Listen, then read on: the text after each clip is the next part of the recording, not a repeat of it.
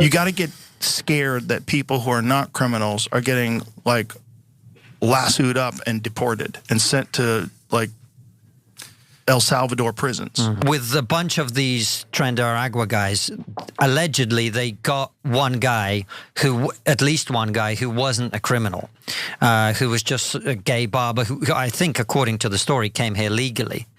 He was here legally. That's what they said.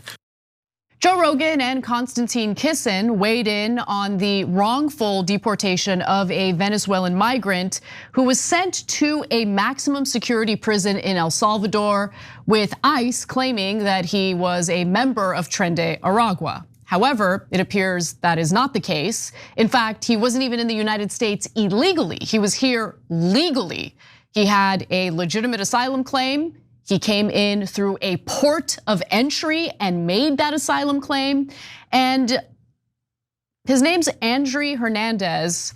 He's a gay makeup artist who's been an outspoken critic of Venezuela. And I just feel like it's pretty obvious he's not a Tren de Aragua gang member. Yeah, they don't even allow gay people into the gang.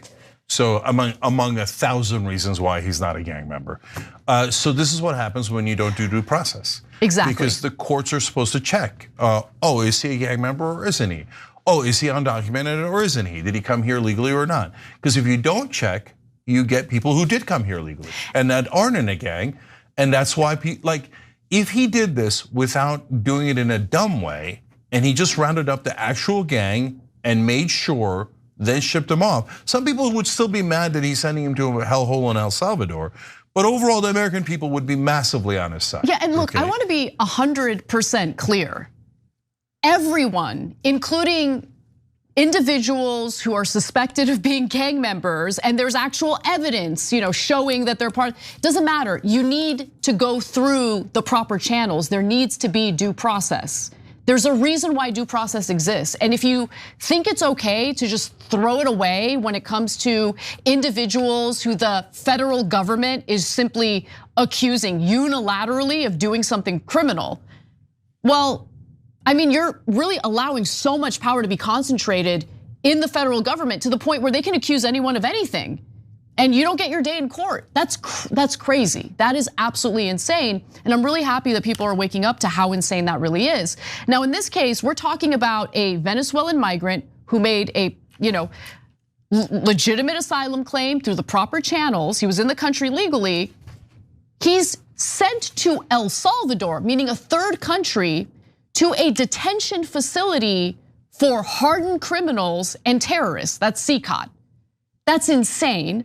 Now, he had sought asylum in the United States through a port of entry, but the Trump administration argues that he's part of Tren de Aragua because he has gang tattoos. Oh, interesting. So, they make the claim. I want to see the gang tattoos. Maybe they have a legitimate argument here. Here's what the tattoos look like.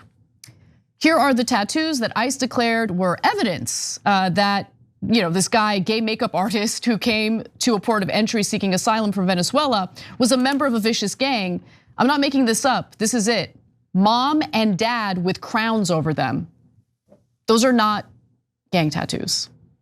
But apparently it didn't matter because despite the fact that it's obvious those aren't gang tattoos, his lawyers have not been able to reach him since March 15th. And after interviewing him, he says he is not a member of the gang. Somehow an ICE officer concludes that despite all that, his 2 crown tattoos and mom and dad written under them are consistent with those of a Tren de Aragua member. No, they're not. No, they're not. They're just lying. So with that context in mind, and knowing that this is what Rogan and Kisin are talking about, let's hear more of what they had to say. I think a human being being plucked out of nowhere and ending up in a country he's never been in a maximum security prison with gang members, seems like a bad thing to happen to me. It's horrific. It's horrific. I don't think that should be controversial. No, that's not controversial at all. And this is the thing, measured twice, cut once. Yeah. This is kind of crazy that could be possible. That's horrific, and that's bad for the cause. Like, the cause is, let's get the gang members out. Everybody agrees, but let's not innocent gay hairdressers get lumped up with the gangs, and then how long before that guy can get out? Can we figure out how to get him out? Is there any plan in place to alert the authorities that they've made a horrible mistake and correct it? Well, if you think about it from a government perspective, and this is where I think it gets quite sinister, is once you've done that, the incentive structure is never going to be to admit that and deal with it. The incentive structure is to say nothing, to cover it up, to pretend it didn't happen. But right? that is horrible. So someone ends up in a black hole. But we've seen it. We've seen it in every country, including in America. But that's the thing about politics, right? Never admit your fault. Never admit you're wrong. It's so dumb. And this is the thing we're seeing with the signal thing, and this is the thing we're seeing with this. And there seems to be more frustration with the lack of accountability or the willingness to take responsibility for mistakes made. So far, we haven't heard anything from the Trump administration in regard to this specific individual who was sent away. But you should know that we have so far spent about $40 million to send migrants to El Salvador's CICOT. And that's according to the State Department. They apparently did an analysis and provided that analysis to senators. There was a delegation of 5 senators who even visited, I'm sorry, that's for Gitmo. So we've spent $40 million to jail 400 migrants at Guantanamo Bay. So it's not just El Salvador, we're also sending them to Guantanamo Bay, but that has become so expensive that the Trump administration quietly stopped doing that. And they actually sent about half of those 400 migrants back to the United States because of how costly it was. But I should also note that we've been paying El Salvador as well. The last time it was reported, we spent about $6 million to send migrants there. And now a federal judge has stepped in to do an emergency order to temporarily block what the Trump administration is doing. So this federal judge has issued the ruling saying that, listen, you can't do this without due process. Okay, so we're gonna do a temporary block. This is federal judge, US District Judge Brian Murphy. He's based in Boston, and he stated that the Trump administration must give those they want to deport a meaningful opportunity to seek humanitarian protection in the US.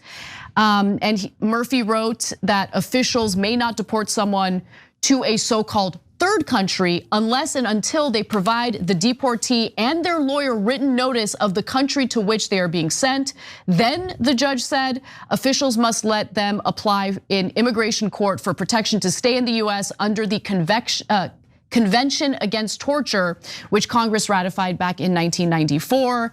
And then after that, the judge said the agency must await a final decision from an immigration judge. That's when the due process comes in. Yeah, so 2 really positive developments there, because what are we most worried about in the Trump years? That they're gonna be lawless, right? So if Trump serves 4 years, creates a giant mess, but at the end of the day, we get back to America, there's elections and Democrats can win, Republicans can win, and et cetera, then it's all good, right? So like the 4 years will be terrible, but that's the consequence of elections, so we gotta work harder to win, et cetera, right? So one, the courts hold up today. That's what just happened, what Anna just read you, right? So they say, no, you can't go without due process. You got to check with us first. Let's hope that Trump administration listens to the courts. So great, courts are holding so far. Then number 2, I was led to believe that the entire brosphere, Joe Rogan, et cetera, were all Trump cultists and would never disagree with him and would never hold him accountable. Now it looks like they were holding him accountable. Okay, and that's not just Rogan, a constant kissing. So he's a guy who's on the right. I went on a show, we had a big debate, funny enough, about transgender girls in high school sports. I said they should be in high school sports, he said they shouldn't, and we had a big debate about that, but he's a free speech advocate. And I was like, well, let's see. When Trump gets into office, we'll see if you're a real free speech advocate. And look at that. Turns out, like here he is. This is not about free speech as much as more about don't send an innocent man to a jail in a foreign government, a foreign country where they're going to torture him. It's about the fundamental right of due process. Yes, but human rights, rights. So he stands up for him. Great job, Constantine, nice job, we appreciate it. Rogan stands up for it, calls it horrific, says it shouldn't even be controversial, it's clearly wrong. Now, it is controversial, there are MAGA guys who are totally like, oh, whatever, they're not citizens, who cares? We don't know, maybe he came in here illegally, oh, I trust Trump. Okay, that also exists, right? But here is independent media outlets and personalities going, no, not on our watch, this is wrong. Now, I said that online and some people responded, not good enough. He has to apologize to all non-Trump. Okay, whatever. Who cares about that? But like, look, let's get back to the actual political analysis here, because the one area where Trump is still doing well, the one area where he's not polling underwater is immigration. But if more and more stories like this come out, if more and more of his supporters start speaking out against what his administration is doing with immigration, it will not bode well for Trump or the Republicans. And just to give you the latest numbers, according to the latest CBS YouGov poll on the topic of immigration, about 53% of Americans approve of what the Trump administration is doing and 47% disapprove. He's underwater in every other area, including the economy. And so that's something for him to keep in mind. You know, he thinks he's killing it with immigration, but if you make these massive mistakes and people, innocent people like this, makeup artist, this gay makeup artist who spoke out against Venezuela and had a legitimate claim, asylum claim, gets shipped off to a detention facility for hardened criminals, gang members, and terrorists, people are gonna start turning on you. Okay, last two things. Look, I would hope that even if you're on the right, that you would say, hey, it's one thing to send off guilty people to that hellhole in El Salvador.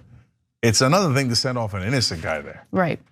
Please tell me you think that, okay? I think all decent people should agree to that. And I'm thrilled to see Rogan and Kissen agree on that as well.